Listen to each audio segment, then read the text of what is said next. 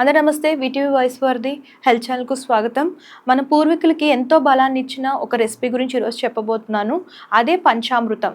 పంచామృతం వేటితో తయారు చేసుకోవాలి అండ్ దాని గురించి ఈరోజు వీడియోలో తెలుసుకుందాం. పంచామృతానికి కావాల్సింది పాలు, పెరుగు, నెయ్యి, తేనె, బెల్లం లేదా పంచదార అండ్ దీంతో పాటు అరటిపండు, తులసి ఆకులతో కూడా తయారు చేసుకోవచ్చు.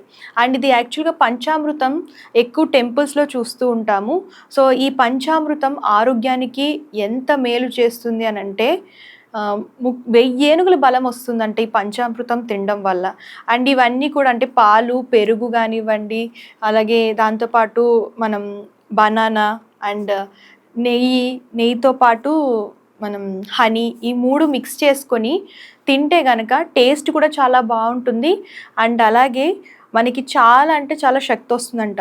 ఎందుకంటే మన పాలు అండ్ పెరుగు కూడా, దాంతోపాటు బెల్లం అండ్ ప్రస్తుతం ఈ సీజన్లో మెయిన్గా రెయినీ సీజన్లో ఎక్కువ ఏంటంటే మనకి ఎక్కువ హెల్త్ ఇష్యూస్ వస్తూ ఉంటాయి.